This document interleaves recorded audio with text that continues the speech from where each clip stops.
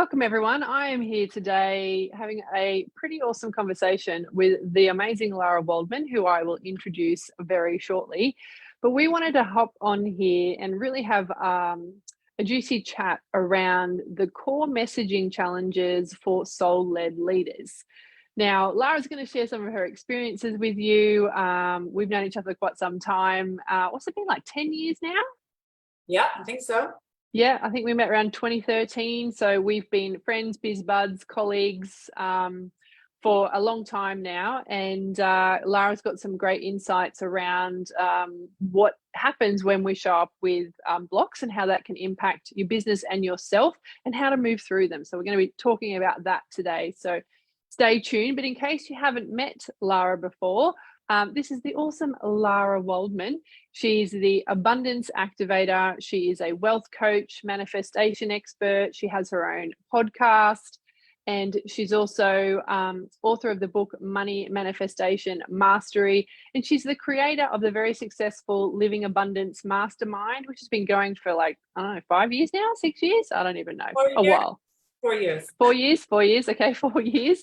But Lara's been doing this work now for like 2 decades, and she has experience as a healer, spiritual coach for business owners and entrepreneurs and investors, and also professionals who really want to achieve financial success guided by their soul, one of her specialties, the soul of their business and their wealthy inner wisdom. So welcome, my friend. Great to have you here today.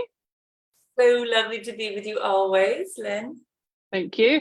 And in case you haven't met me, you're on my page, so I'm guessing you have. But in case you haven't met me, I'm Lynn Horde, copy queen and intuitive business mentor. And I support soul-led leaders to really amplify their message so they can make a bigger impact and more money through their soul's work. So that's us. And as I said, we've known each other for quite some time. Now, we wanted to have this conversation because so Lara and I have worked together a number of times on and off over the few years.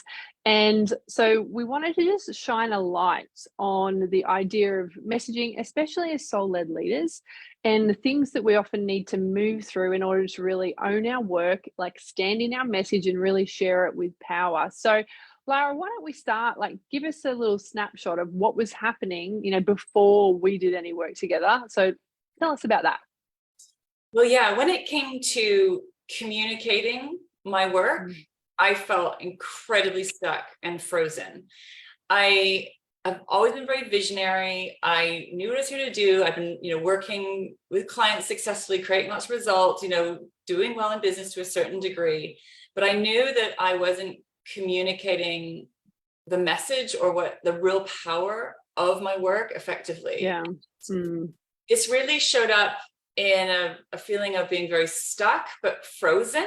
And that frozenness created avoidance. So I would really struggle to show up to writing, or writing would feel really hard for me. Communicating that message was almost felt impossible at times. And I felt a lot of shame around that. I felt like, what's wrong with me? Why am I struggling so much? Because part of me knows my work inside out and upside down. And somehow there was this block around communicating it or clearly communicating it or effectively communicating it. I really felt like I was struggling to bridge that gap between my work and people in the outside world who didn't know anything about my work. And I think it's really important to say at this point that this is so normal. I don't know a spiritual entrepreneur or soul-led leader who hasn't had some version of this. And it's not even just at the start of your business. As we keep evolving in business, as we evolve, as our work evolves, so does our message. And so it's just important to say that, this is so normal, right? You are one of many people who I've had this conversation with. So it's really, we want to just make sure that everyone knows that, this is just part of that process, because our message is an expression of who we are. It's an expression of our mission here in the world. So of course we're going to have challenges stepping into, greater levels of that expression and visibility, because we're stepping into greater levels of being who we came here to be, right? Right. I know, like, I laugh, right? Because everyone's like, oh, I just should know my message. And I was like, guys, you're trying to actually express your true self out there into the world. So it's okay. It's kind of normal to step through phases of visibility and greater expression and even more clarity with your message. So I just want to say that because I'm like, guys, it's normal. It's normal. That's good to know. It's good to know. Thank you. And important also to say, because obviously, you have a successful business, and I guess the other thing, like, I really would love for you to share is around that it's not, and I mentioned it just then, it's not just like once. So tell me about your experience as you've evolved in your business. Well, yeah, I've hired Lynn at least 3 times. Lynn's helped me professionally at different stages of my business. Because what I found is as I evolve and grow, so does my work. And I don't know who's growing who, if my work's growing me or I'm growing my work, but there's a definite co-creation of my evolution and my work's evolution, my business evolution, and that constant growth. So part of, soul-led leadership is transformation, right? Constantly growing and evolving. And that also means I found that the messaging is constantly growing and evolving. And I understand that logically, I know it very well, but when I'm in it, right, it can be quite overwhelming or stressful or feel scary even to bring a new depth of words or truth out there, and especially to publicly share it. But also I think Lynn knows that one of my problems, it's like my gift and my challenge was, how do I bridge the gap between this wealthy world, right? This world of wealth, which is my work, and, logical brains, because this way of working with money and working with business and wealth creation is quite a unique point of view. So it was like, how do I bridge that gap so I can actually effectively communicate it to the logical mind, to the rational mind, which was just honestly my greatest weakness and challenge. I really struggled to bridge it, to ground it. And I've just found that I keep cycling through. It's better now. I find it easier now, but it feels like you overcome something and then there's another barrier. It's like you overcome something, then there's another obstacle. You overcome something, there's another challenge. And I've just gotten used to that as being normal, but it doesn't really stop. So that messaging's always growing and evolving is what I found. Yes. And especially for people like yourself who really work in the world of energy, it's, you feel so deeply, your work is so deep. And sometimes, we've talked about like trying to bridge that with like, what do I logically say to someone in terms of what the problems they're experiencing, the challenges that they are facing, and bringing those two worlds together, that energy and like the possibility and the great vision that you have, and also the, bringing that back into what's happening here over here in someone's current reality, and bringing those two, together.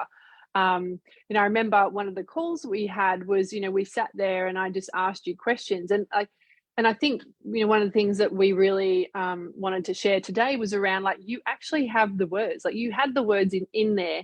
And I think this is an important message for everyone. Like, you've got the words, they're actually inside you. They just haven't found their way out yet. So when we're on that call, I just asked you questions and I held that space so that you could express them. Remember? Do you remember that one? Oh my God. I mean, I'm covered in goosebumps remembering this, because I think the second time I hired you was after one of my best friends died. And I'm not sure if I had long COVID at that point, but I was a mess. But I knew I was being very strongly guided to keep showing up powerfully in my business. It was very confusing, grieving, ill health, but my soul's guidance was like, we are doing this. I was like, but I couldn't think, because, when you're in grief and illness, it's like my brain wasn't working. But what was so remarkable to me is I showed up in a mess, like feeling in a complete state, feeling like it is going to be impossible to do this. And you held space for me. And the words started coming out. Like there were words, but by myself, I didn't feel there were any words. I didn't feel that I had the capacity to actually do anything, to be honest with you. And yet when you held space for me, you helped to draw it out, because it did live inside of me and it wasn't there, but I couldn't access it on my own. And I just think that's just something I've learned, is like how essential support is. I was saying to Lynn earlier that I had shame, I had fear, and I had shame. I thought I should be able to do this. What is wrong with me, right? Rather than actually, we need to be held. I needed an anchor. I needed someone to hold space to draw it out, because it's overwhelming and it's scary. And there's lots of things going on, right, in our unconscious sort of self-protection. But also when we're struggling, our brain kind of can make it really hard to, for me, I find it really hard to focus, basically, and get clarity of communication. I think you're right. And also we've been taught a lot around like, what does messaging need to look like? And we also carry our issues around, it needs to be perfect, or, I need to say it in a certain way. But it's about being authentic. So that's part of like when you sit with, whether it's me or a colleague or like a business buddy, when you get to sit with somebody and just naturally express yourself, it actually is so much easier to find the words. But you need that space. You need someone who can actively listen to what's the gem, like what is it like within you. I'm like, oh, because I remember you were saying some stuff. I was like, and I got tingles. I was like, that's it. I was like, yes.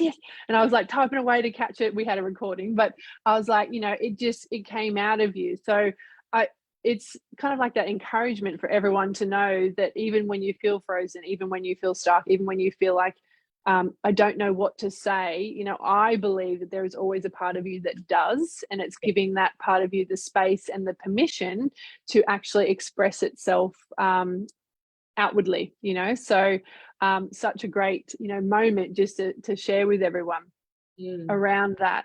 And, part of one of the things that also is great to highlight, because not everyone recognizes, is stepping into your message is a practical journey. Like, so, I've helped Lara actually find specific words, but it's also that internal journey of being able to recognize and move through that shame that you talked about, like, the embarrassment. I feel like I should be doing this myself, and all of those underlying feelings of confusion that can also be there. So what else around that would you like to kind of highlight for people so that we can make it normal? Yeah, I think for me, being held and being received and being supported is my secret sauce ingredient to success. And yet it's where the greatest vulnerability lies. I know this, like in my work, I'm very comfortable with all this, but it's so funny being on the receiving end, right? And I think I just really had to, it felt like a weakness. It felt like I am weak, or I am faulty, or I'm flawed, I have a problem. And I've just learned that I need to invest in support. I need to hire people to hold my hand with, even if there are things that I think I should be able to do, or like could technically be able to do. If I'm not doing it, I know I need to get support. I need to outsource or get my hand held. But so that's the practicals, but also being received by you. Yes, Lynn knows my story. I've got some very deep kind of wounded stories that make it incredibly stressful for me to really share myself and share my message with the world. It's deeply confronting for me each and every day, even though it's like what I'm here to do and who I am, and I do it, it's immensely stressful for me. And so for little small me, wants to say, so being held by Lynn and being held by you, to just be received, just opens up the floodgates of, I guess, my expression, but also the kind of that soul wisdom that wants to come through. And there's lots of reasons why that works and how that works, but it is incredibly powerful and incredibly effective. And then it makes everything feel much easier and less like an impossible slog up a mountain. Because at the end of the day, the way I see it is we all want to be self-expressed, whether that's in our life or in our business. And of course, we're talking about the business world right now, but we want to be heard by someone. And sometimes that's the block, and just sitting in front of someone who's really listening can begin that, because you talked about the frozen, it can begin to melt things. And you start to, there's that safety to begin to share your message, as you say, it's received, it really can shift something inside you. And as you said, it just makes it easier, but you've got to get started. You've got to find those safe spaces. So, it's really important to recognize that this is the internal journey of having a powerful message and really sharing it, is finding what you need to create that safety, have those outlets to essentially what I call play and experiment with your message, because, you know, a brilliant, powerful message is not created in a silo, guys. You know, it's not just going to happen up here. We need to actually do it in collaboration with people so we can see how it lands. Does it feel good for us? Because that's the other thing around, you know, being soul-led leaders, is we have to feel good about our message, what we're saying. And I know, Lara, we were talking one time about how, because sometimes you can feel like there's a mismatch, you feel misaligned with your message. Can you speak to that a little bit? Yeah, goodness. So it was like where I felt a mismatch or misaligned is also what creates sort of a frozen. And again, there's lots of levels and layers to this, but one is trying to communicate in a way that I want to be effective in my communication. My challenge is, how do I bridge, right, this sort of energetic world and the physical world and the kind of spiritual world and the logical mind. But what I would do where I'd get like twisted up in knots is feeling like I had to dumb my message down or change what it is in order to fit it into someone else's point of view. So it's a huge amount of stress. And this actually is something that creates a lot of stress for me, because there's the expression of the work, and then there's all these different people I imagine receiving that message. And if then I think they can't receive it or they don't understand, then I start to get twisted up in knots. Like, okay, well, how can I bridge that gap of communication so that person can understand? But of course, there's all sorts of different people, and especially when you're online, like you can't, if I want to talk to someone one-to-one, it's like, I have to just bring it. And I think that was one of my biggest lessons, was just have the courage to really just speak into what it is and stop trying to like twist it up and dumb it down and like, yeah, twist and contort myself to try and fit into something that it just actually didn't fit into. And so this happens, you know, this is on lots of levels that this shows up, but particularly my marketing. And just, I think the thing is when it's aligned, it feels right, but it doesn't mean it's going to feel good, because actually putting your fully expressed self out into the world can be one of the most terrifying things. And you don't know how it's going to be received. So my fear of judgment, criticism, or misunderstanding is very, very strong. So that's it was like this constant trying to self-protect against judgment, criticism, rejection, but also desperately trying to communicate something that doesn't make logical sense always. And then I just get twisted up in knots about it. Well, it's such a great example. So externally, as you said, like people, and I've done this plenty of times myself, I've like I call it watering down your message so that it still feels safe, you know, it still reaches some people, but on inside you're like, that's not really my full truth, that's not really completely what my work's about, but like I feel this feels okay, I can manage this level of message, you know, and it's very normal. And then as we get that clarity and really get out there and start to share, you know, that bigger, really, it's like, you know, you're throwing an arrow, you know, and it's just like, you know, it's just so sharp and so concise. But moving to that space requires us to be okay with our message, you know, potentially offending someone or triggering them, which, you know, often can be the way with soul-led leaders. They're doing deep work, right? So when they're showing, you know, where people are at, sometimes they can be triggered, but it's really worth remembering that, you know, your clients, the people who want to work with you, they're waiting to hear this stuff from you. So it's also about like that mindset piece of like, yes, somebody won't like it, but they're not your client. The person who is, they'll be like, oh, I wish I'd known that before. I wish somebody had said that before. Like, oh my God, where was Lara when I needed her 5 years ago? You know? Honestly, this is like such an important piece, because it's so terrifying, so scary, and you don't know who's going to receive the message. You don't know where it's going to land, how it's going to land. But when it does, it's like this click of like this, you know, soul aligned clients, if you will, your ideal target audience or whatever.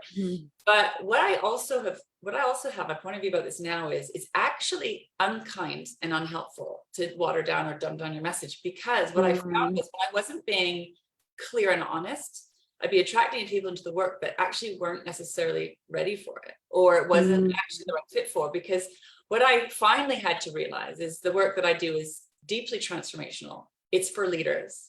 It's for, you know, movers and shakers. It's available. Everyone can tap into it and get value and benefit.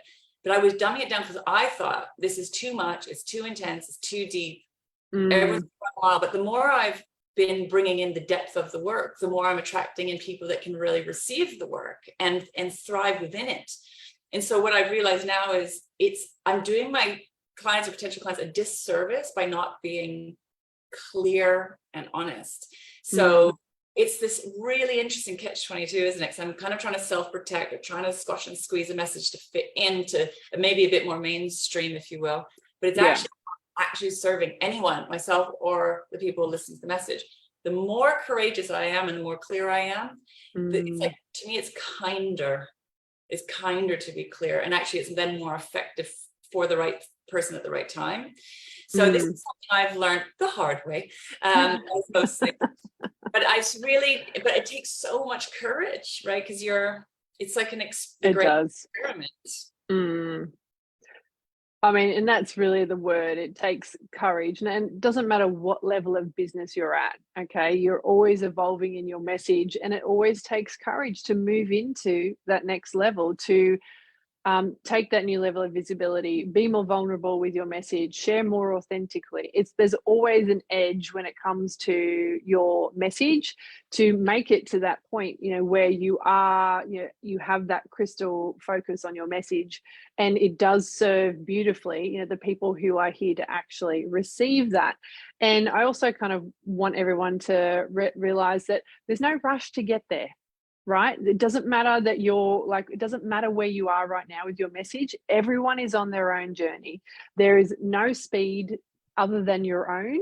And I've had to learn this one the hard way, my friends. Don't you even worry about that. Like, you know, takes what it takes. Everyone's working with like internal stories and emotions that they move through at their own pace. And that's the thing that allows you to step into like what Lara's talking about, is that like focusing on, facing what's happening on the inside. What are the stories? What are the emotions? What are the fears that prevent you from moving into that next level message? And it's a journey. So I'm not telling you this, you're like, oh my gosh, I'm not there and like I should be tomorrow.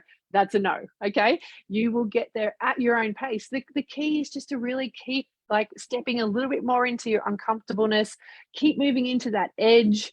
And because all of us, you know, the women I work with, myself and Lara, like, you know, we have to really manage our own nervous systems. So that's why you're not going to go from 0 to, tomorrow. Okay. So really important to just give yourself a break, have some compassion around this, so that you can do it in a way that feels good as you move into that next level of your kind of soul's message out into the world. Has that been your experience, Lara? Yeah. And I also, where I'm really at now is like, there is no there. There really truly isn't. Because even whatever you see right now, right, wherever there I am now, like there is another level, there's another edge I'm pushing up against that's terrifying the crap out of me. And what I've started to finally accept about this game is that we're constantly pushing up the edges. So it's like constantly feeling uncomfortable. I'm just learning to lean into that faster, like not take so long in the avoidance and the sort of all this, you know, just kind of lean into it faster. But yeah, it doesn't sort of, that feeling of discomfort or like, you know, that maybe dread sometimes, it doesn't necessarily go away. It's just learning how to manage it better over time, I would say, and just getting courageous, and doing all that inner work, and also just realizing stop doing comparisonitis as well. Like you have to be where you are, because you'll kill yourself trying to like either be someone else that you're not, or be somewhere else that you're not. And yeah, it's super frustrating. It's so frustrating when you want to be somewhere. You can't be anywhere else but where you are now. And that's where the magic's at. It's easier said than done, right? It's a constant remembering. She says to herself, reminding herself right now. Yes.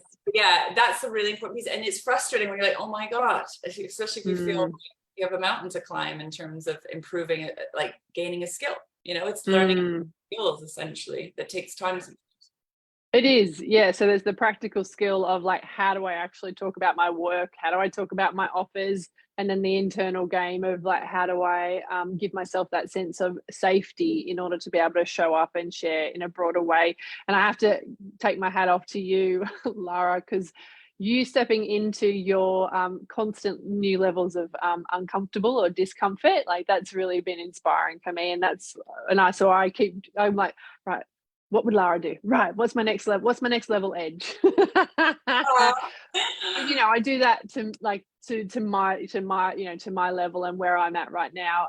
And that's the game, isn't it? Like, where are we at? What's our next level? Moving up, next level. That's what it is. It's the same with your message. It's the same with all parts of your business, really, isn't it? 100%. So, when it comes to your message, what's the kind of thing you would love people to take away from or the key messages you'd love people to take away from our chat today? Well, my message would be, listen to that voice within and let it lead. Let it lead, let it speak. Get out of the way. Stop controlling and contracting all over it. Create space and be supported to let this beautiful voice out. It's your inner wisdom. It's your soul talking, right? It wants to be born. It wants to be birthed, but you got to give it space. It needs to be held. Think about it like a baby being born. You know, we need a midwife. We need a safe space to birth, right? So I would say, listen to the voice. It's my daily practice, and the screaming, wanting to stay safe, don't do anything different voice is loud and screaming. And that inner voice is usually more like a quiet whisper. So I have to create space for it, to be held in it, listen to it, and let that voice lead. That would be my final words. Beautiful. And speaking of messaging midwives, guys, if you have resonated with what we've talked about here today, I am running a free event at the end of September, and it's called Message Alchemy. And a lot of the stuff I'm going to be covering in there are many of the things that we've talked about today, really identifying practically what's the messaging that you need, like what might be missing or how can you refine it, but also what's happening underneath that you might need to work with in order to allow yourself to move to that next level. Because in my experience, as we've talked about today, it is really both of those tracks that we're always working on: message, inner work, message, inner work. And that's how we get to that next level, how we move into the next edge and find the one after that. So Message Alchemy is on, what did I say? It was Monday, September 25th is when it starts. If you'd like to find out more information about that, drop me the word alchemy in the comments and I will share the link with you when it's ready. Again, free event, free 5-day event, super going to be valuable if you really want to step into the next level of your message. So lovely, Lara. I want to say thank you so much for coming, sharing your own journey and shining a light on the various layers and pieces, that are involved with us stepping into greater levels of our message. So thank you very much, my friend, for coming and sharing your story. You are so very welcome. And I actually have one more thing to say about one of your superpowers that we didn't talk about, which I just like to add to close, is that what I would say, one of the things that Lynn is really, really good at is working with the energetics and the soul and all that, but also grounding. You're really good with the logic and the structure. You could call it yin and yang or masculine and feminine. You are really masterful at bridging between the energy world and the physical world, and communicating the logic, like that kind of soul infused into the logical mind. It's one of Lynn's superpowers, and it's really, really important. Structure and soul, she's all over that. Just wanted to add. I have never said it that way, but that actually is so too. Structure and soul, two S's going together to create message harmony. I love it. Beautiful. Well, thank you guys for joining us. If you've been watching, give us a hashtag replay if you caught the replay, and let us know what's the thing that you're taking away from our conversation today, because I think it's an important one for us to have and to normalize. So let us know what has spoken to you from our chat today. So thank you, everyone. Thank you, Lara, and I'll see you again soon. Bye for now, guys. Bye.